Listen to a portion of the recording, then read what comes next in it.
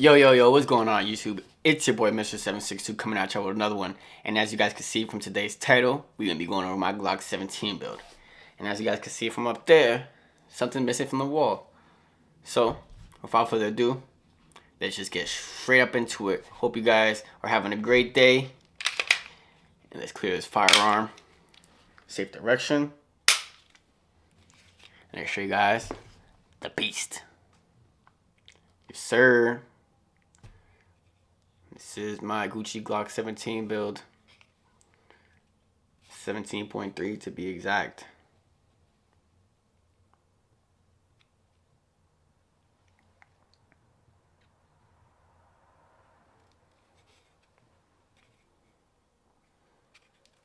So, let's break it down. Let's get into the upgrades.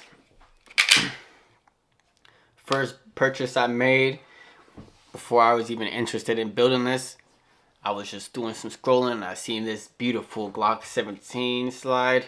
It was a little bit upset, but it was a Gen 3, but still can't go wrong with this beautiful slide. I looked into the Gen 5 variants and they had a slide cut here that I do not really like. So I swooped this one up as soon as possible because they no longer make these. This is a Grey Ghost Precision V1, I believe. Gen 3 Glock 17 slide. It is cut for the RMR and SRO. So you guys know, first thing we had to do is throw that SRO on there. This is a 2.5 MOA SRO. Let's show you guys a sight picture. Beautiful, beautiful window on this thing.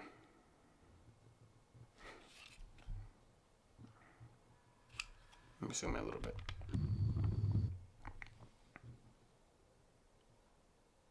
Beautiful window on this SRO. 2.5 MOA. If you guys are wondering what are those beautiful lower 1/3 co-witness sights, these are also Trijicon suppressor height nice sights. So I got the tritium in the back, blacked out ring in the rear, blacked out ring in the front, but they still got the tritium in there. Let's show you guys that. Yeah, tritium blacked out ring. So at night, you could use these bad boys if this if this red dot ever does go out. It's a top loading red dot. That's the reason why I went with this one as well. Really do like that. It's top loading. Don't ever gotta take it off just to switch it out. I like to just leave my things on there for good. One last upgrades we got on this. Oh, forgot to tell you guys, this was a strip slide. So we had to buy all the internals and everything as well. We threw on this nice little back plate. Let me know what you guys think. This back plate look like it matches with it. I think this is a Zev back plate. Not too sure, but I feel like it matches with it perfectly. Looks like it was made for it. Looks like it was bought together, but it really was not. One last upgrades we got on here is this budget threaded barrel I got on here. Nice and subtle, no flutes or anything, just how I like it. No extra designs, no brand designs on the window right here. You see, I like to keep them nice and subtle. Let's see if I can turn this light on, make it a little better for you guys.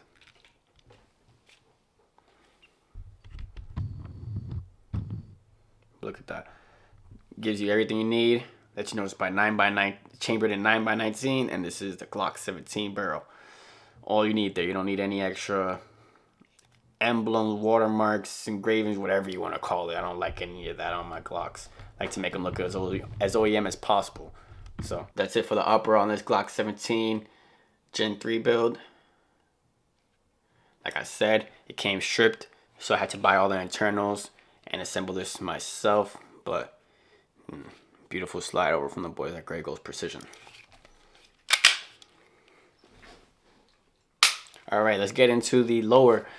The lower, I purchased it, I believe, from Ohana Outdoor. This is a full Gen 3 assembled lower. It came with everything you needed. I just switched out some parts in there so I could customize it myself, but it came with the trigger and everything you needed. So, shout out to them boys. Great deal on this lower, and they also gave me a Glock case as well. You know, not just like a sent it in a cardboard box or something. You know, he actually gave me a Glock case, so I really appreciate that as well. Going into the lower a little bit more, as you guys can see, we got some goon tape there. I feel like it helps with a little bit of the grip that you are lacking on the Gen 3 right about here, and makes the finger grooves feel a little bit less advanced and so aggressive, if I say so myself. But I really do like the finger grooves. I'm gonna be honest with you guys, I don't have a problem with them. You don't even notice them when you're shooting. It's just a look, and I really like the way it looks, honestly. So goon tape over the finger grooves. Then we got this flared magwell, or from the boys at Magpool. I really do like this flared magwell. It's only 30 bucks. Only problem I have with it is only compatible with Gen 3 magazines, or let's not say that for now, but I don't know if it's the base plate of the Gen 5 magazines or this, but it doesn't want to slip in like this one slips in nice and perfect. This is the Gen 3 magazine. It slips in nice and easy, but whenever you bring a Gen 5 magazine in the mix, you really gotta slam that thing in there. It's not really too appealing. It'll stay and it'll fit, but you know, I don't really want to have it do that. I feel like I might be damaging the magazine a little bit when I'm doing that. I don't know what part it is. I might have to do some more investigating. What part really doesn't want to fit, but I personally have a feeling that it might just be the base plate, and if I get the +2 base plates on the Gen 5 magazines, it might feel a little bit better. So I'm gonna try that, but who knows. Then another upgrade we got on this lower. Let's zoom in a little bit for you guys so you guys can see the details on it. We got this Zev extended magazine release. I feel like it really does match with the upper and the back plate, so it makes this whole gun kind of go together, and it is extremely protruding. Another reason why I like it. It's extremely extended, nice and easy to actuate. You can even actuate it with the follow with this hand. Let's show you guys. Yeah, you see. You can even actuate it with this hand with your grip. With your grip of your left hand. When you're gripping the... Let's just get a better view for you guys. This is a horrible view. So, this is my left hand grip. And I'm actuating it. Able to drop the magazine if I needed to. Let's show you guys that, for example. So, magazine's in. My thumb is up. Put my guide hand here, and I'm able to drop the magazine if I really wanted to with just my guide hand. Don't even have to change my grip at all. Don't have to lower my thumb or anything. Literally just hit that with this part of my guide hand, and it just drops out because it's extremely protruding. Might be a downfall of some people of this magazine release, but I personally like it. I never had an issue with it accidentally dropping the mag when I don't want to or anything like that, because this finger kind of covers it.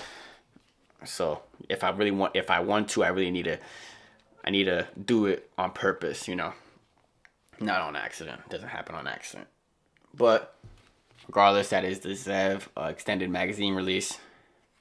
We got another extended accessory right here. This is the extended slide lock from them boys at Glock store.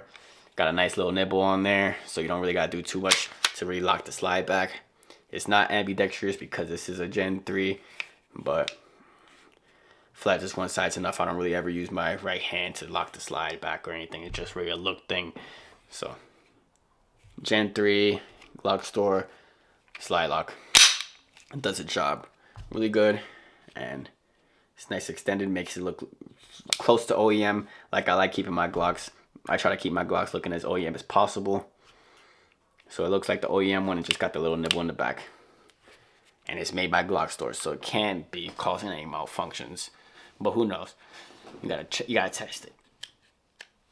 One of the last upgrades we got to this lower is this Surefire X300 Turbo in the B rail system variant. I like this system a lot better than the A because I do have the A over there on one of those other firearms, and it wobbles a little bit.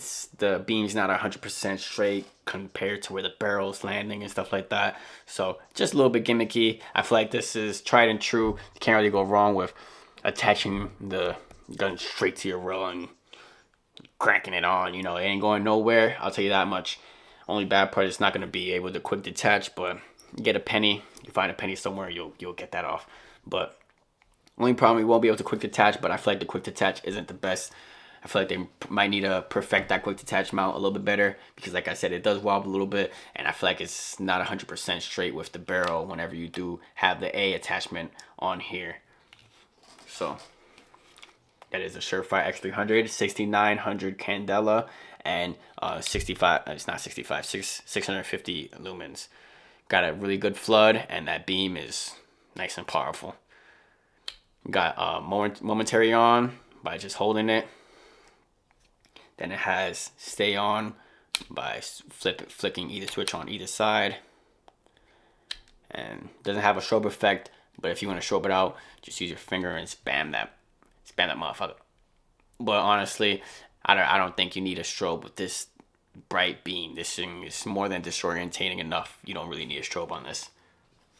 But this is my Glock 17 Gen 3, Gucci Glock 17 Gen 3 build.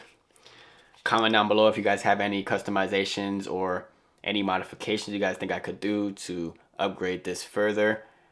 One upgrade I feel like I might be looking into is another flared magwell. If you guys have any other ones, make sure you drop those down below. I'll look into the designs. I'm looking for something nice and sleek like this one. You know, you can't really even tell it's there, nice and subtle, but it still gives you that flared magwell look and design that you need.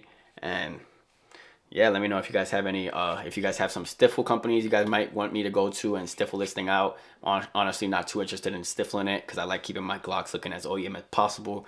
It looks nice looking OEM, and once you change them too much, like I like changing them a little bit, making some modifications, but I don't like changing them too much from the OEM look. I like to try to keep them still have some makers touch into them.